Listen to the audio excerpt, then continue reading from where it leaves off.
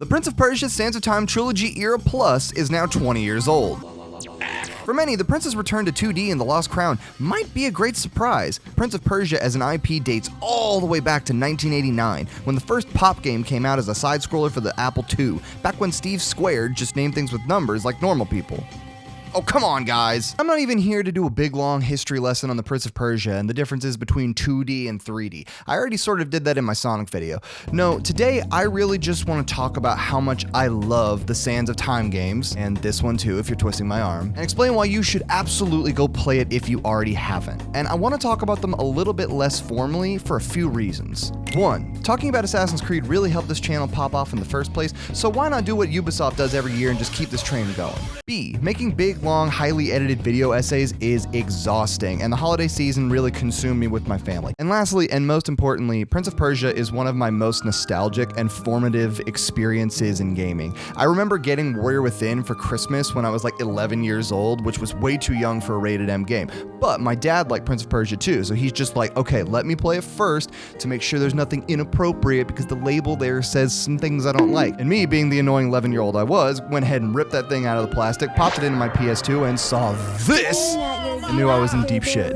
Because when my dad turned on the PlayStation the next day and saw the memory card had a save file, I had no excuse other than to be like, what? It came like that. I promise they didn't twist my arm. Alongside these fine fellows, and especially this sweet boy, the Prince is special to me. I don't want to convince you he's great, I just want to share my joy of these games with you. See, most people think Ubisoft's Prince of Persia games exist in their own river of time, prey to fall victim and be forgotten. But I have seen the trailer for Lost Crown and played the 1989 side-scrolling original, and I can tell you, they are wrong.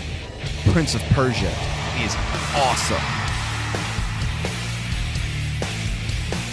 The Sands of Time. Let's start at the beginning. Very good place to... The Prince of Persia Sands of Time trilogy I don't like sand. Started as a 2003 3D action platformer, which means that it looks like booty, but at the time it looked like a miracle, especially because the pre-rendered cutscenes actually still look solid.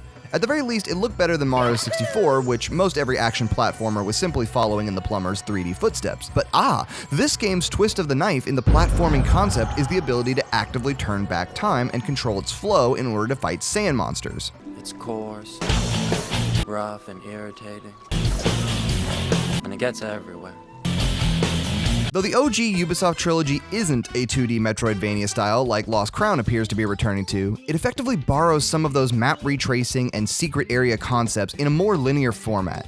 Considering I was 10 years old when the first game dropped and the most intense thing I was used to was Beyblades, I absolutely adored this game, and I think that was somewhat by design. Imagine how surprising it must have been for someone to pop this game into their PS2 like I did, and not only see these sleek CGI cutscenes and mature tones, while also being able to run on walls and do fun light puzzles and all of these combos with jumping off the walls and leaping over enemies with the camera moves and oh my. So yeah, this game was really impressive in its own right to me, because I don't want to say it reinvented the genre, but in a sea of cartoony MCs and goofballs that just make up the entire genre, it was really refreshing to me have a more mature character that was really exciting. I really enjoyed it just for that by itself. On its face, the story for the Sands of Time trilogy basically follows this. The Sands of Time are this all-powerful source of magic that grants you eternal life, or power, dominion, whatever. And we watch in the first game as, well, the prince. He accidentally unleashes the power of the sands across the kingdom, turning everyone he loves and all the guards and whatever into these nightmarish sand monsters. So, you have to go undo the deed that was done and make sure that the vizier doesn't get the dagger before you do, befriend a weirdly sexy princess named Farah, go ahead and throw in some Marvel-esque banter, give me some of these, disappointing final boss fight, and... Also, yeah, this game is like weirdly sexually coded, and I'm only realizing it 20 years later. We already know that Farah is like way too hot, and I'm okay with that, but like even all of the sand monster ladies are like scantily clad, and they're like I get it, we're fetishizing the Middle East, that's a normal trope, but I'm still gonna call it out as gross. Also, the prince is just dripping in misogyny. I mean, check the shit out. I could marry her. What better way to tame her insolence? It's not so bad for a woman to have a little spirit. It's a challenge. What did he say? But whatever, I can't change that fact. I'm not saying that it was wrong to put in the game this way, I just know that my 10-year-old mind probably saw it more of a sexy feature rather than the bug that it kind of was. The gameplay, however, still holds up super well. Running along walls feels great. The animations for platforming and fighting are still really slick and cool, even though the enemies are pretty repetitive and the combat's not too complicated. The environments are stunning compared to a lot of other games in this awkward teenage phase of gaming. And the voice acting and dialogue and chemistry between the Prince and Farah is super engaging.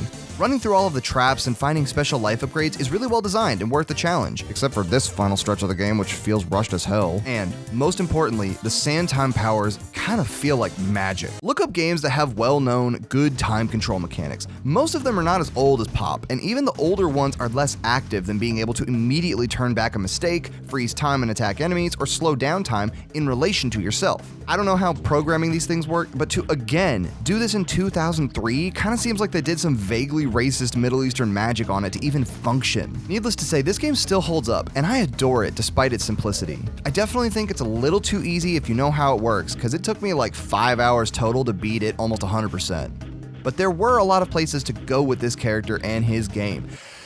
And they most certainly did. But we're gonna skip ahead to the end of the trilogy and do our own timey-wimey nonsense. Two Thrones. Big Star Wars energy. Okay, so we're skipping Warrior Within for now to go straight to Two Thrones.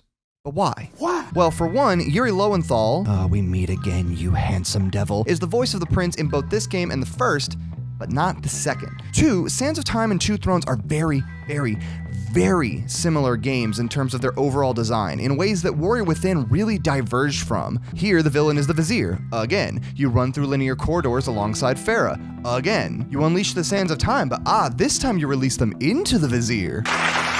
My 13-year-old mind when this game came out, which was not fully altogether there or really healthy, was still able to call this game out for what it was, a very safe and marketable end to the trilogy. But more basically, it just boiled down to this. In Warrior Within, Kylena was way too sexy and lingerie'd and busted up, so they went ahead and toned it back a little bit. Fair. Hey, did people think the new metal was kind of awkward? Well, we may as well go back to the vaguely Middle Eastern sounding string section. Hey, you know what? We better get Yuri Lowenthal back to do some quippy dialogue. See, this trilogy, like so many do, has the Star Wars problem. The first movie is straightforward, sets up the world, characters, and does something really fun and memorable before saying, wow, wouldn't more of this be great? Then the second movie amps up the stakes whether you like it or not. There's more fighting, there's more twists and turns, more sex, except when Disney does it. But then comes the third, and like poetry, it rhymes with the first, while mixing in stuff from the second. First entry, fun and engaging. Second entry, polarizing. Third entry, a retread of ideas with additional content to finish it out. And no matter what, the public's strong feelings about the second one usually results in the third trying too hard to make everyone happy and becomes unsatisfying like this one. Man, if only Last Jedi had been good. Now, obviously, this isn't a perfect analogy because Star Wars trilogies vary in quality themselves, and there's only like 4 good movies between the main 9. That being said, Two Thrones is a pretty dang good game. It feels like Sands of Time plus, taking the first game and adding the good stuff with some great new ideas from Warrior Within. All of the combos are here from the last game's expanded combat, but now the dagger's your main weapon. Cool. Health up obstacles have returned, but now they're in water fountain magic lands like the first. And the prince is a brooding asshole still, but he at least says shit like this. What is your favorite color? Color? Shall I repeat the question? Blue. Blue? That's not my favorite color. It's kind of funny to me how I remember this game being disappointing as a kid when it's really not. I think as a preteen, I gravitated to Warrior Within because it was violent and sexy, and I wanted to be so cool with the Godsmack and some of these and get one of those. But on playing Thrones again, I'm kind of impressed how they retooled this game into the prince learning to evolve as a person. While playing through Sands and Warrior, I kept remarking, the prince is an asshole, why did I like him? But the third game goes out of its way to make that behavior into the central theme. Stop running from your mistakes and trying to prove your honor, Zuko. Accept your failure and the kindness of others. It's not a complicated theme, but it's one that I appreciate as an adult. And even though the whole "this is your darker half" shtick sounds a little bit like Darkness, darkness. Darkness of darkness. Darkness. That's personally my trash, so I'm cool with it. However, despite all that, this game is a mess mechanically. The attack animations definitely don't land as well as they did in previous games, probably because of the retooling. There's a lot of extra arbitrary fights and areas that feel like padding and distract from the cool chariot sequences or the Dark Prince. And by the way, the Dark Prince kinda sucks to play. He looks great, but the mechanics themselves really aren't that interesting. It's basically everything that the Prince can do with just more whips and chains, and you have to go faster because your health is always depleting. And the returning features like boss fights, puzzles, sand powers, they're honestly kind of a letdown compared to the prior two games. It's all too easy again, and if you're good with the added stealth mechanic, the game gets even easier. Nothing is unfun to do. It just feels like we've been here before, and the only thing that's the true payoff is the story and the prince's resolution. So yeah, Two Thrones is a good game and all, but it just felt like a weirdly dull moment to leave this prince's story off. Hey, you know what? Nobody is talking about you, okay? You were just supposed to be a movie tie-in for that Jake Gyllenhaal disaster. Nobody wants you. Just go away. Given that Two Thrones does wrap things up pretty easily, it makes sense why in 2008 they basically tried to reboot it into a different prince and a different setting. But that game is good, but it really warrants its own discussion because it's a completely different beast from all this. So if you're liking this video and you want me to talk about that game, please subscribe. You know, I really would appreciate it. And you know what? I'm not even going to ask that much. You've watched the video this far in. Give it a like. You're the best. You know, I really appreciate you. But now, let's go back to Warrior Within. Is it an Attack of the Clones or a Last Jedi? Or is it an Empire Strikes Back? See, why did we leave this game for last? Well, because...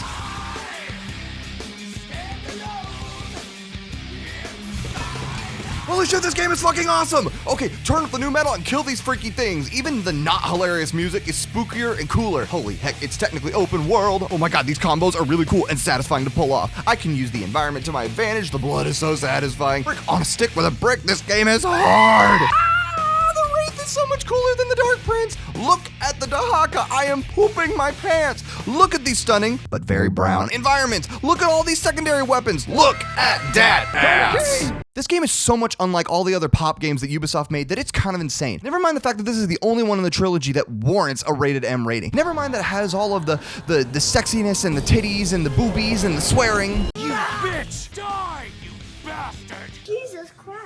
Don't even mind the Godsmack new metal, for ridiculous as it is. Everything in this game just works so damn well, even the cringy stuff, and I mean it. The music, the sexualization, and especially this is all cringe. But the setting is absolutely immaculate, and the story and its themes are actually building upon the first without just relying on the vizier for the millionth time. And Kylena, despite her oozing sexuality and how intense it is actually a decently compelling character and parallels the prince's attitude in a lot of ways, something that Two Thrones really built upon and made its core theme. The combat, oh my god, the combat. If you played this game directly after Sands of Time, it must have been mind-blowing to you. And this was before the next year when Two Thrones and God of War came out and chains and whips were all the rage all of a sudden. Chips, dips, chains, whips. I could just sit here and gush over Warrior Within's details for a while and just talk about how much fun it is to play despite how absolutely hard it is, even on normal difficulty. But I think the best way to describe it is this. What if the time control mechanics from Ocarina of Time were in more of a Dark Souls setting and you could run on walls? You son of a bitch! I'm in!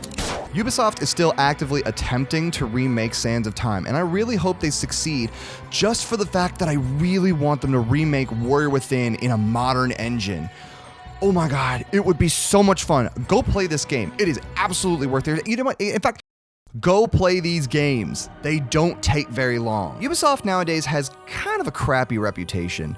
Assassin's Creed games vary wildly in quality, and they often lose people with their yearly releases, as they did me. Also, the company is often cited at the forefront of many legal issues, including their active attempts to recover from rampant claims of sexual misconduct and marginalization, copyright infringement claims, and the more benign criticism of charging $60 for games that don't really work on release and seem poorly made. If all you know about Ubisoft is their massive franchises like Assassin's Creed, Tom Clancy, Far Cry, and these fucking things, then your opinion of them might be mixed at best. But at one time, they made games like Prince of Persia, Rayman, and fucking Beyond Good and Evil.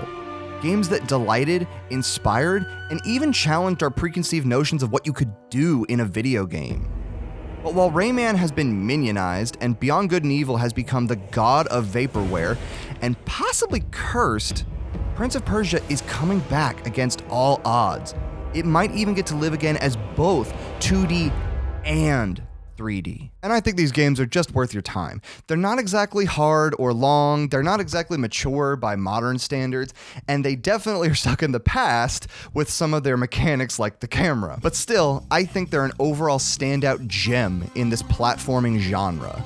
During the winter Steam sale that just happened, you could basically get all 3 of the main trilogy, plus the 2013 Integral and the 2008 reboot for $10 total. So next time they're on sale, just go buy them all, go play them, come back and comment and tell me what you thought. Let's compare notes. I think you will actually enjoy it if you have any love of platformers. Though the prince may now finally have a name in Sargon, I can only hope that moving forward he is able to continue to turn back time and light the fires of my youth once more. Oh man, we're ending on that? That was cheesy as fuck. Hey there, thank you so much for watching all the way to the end of this thing. If you're not already, please like and subscribe. It really helps the channel grow and find new people, and I would really appreciate it. If you really enjoyed me talking about Prince of Persia, you might also really like me talking about Assassin's Creed. I did that over. I talked about Mirage and its place in the Assassin's Creed timeline, and I also talked about 2D versus 3D like I mentioned in my Sonic video. So if you want to hear some thoughts on that kind of stuff, please go check that out. Have an amazing day. Love you. Bye.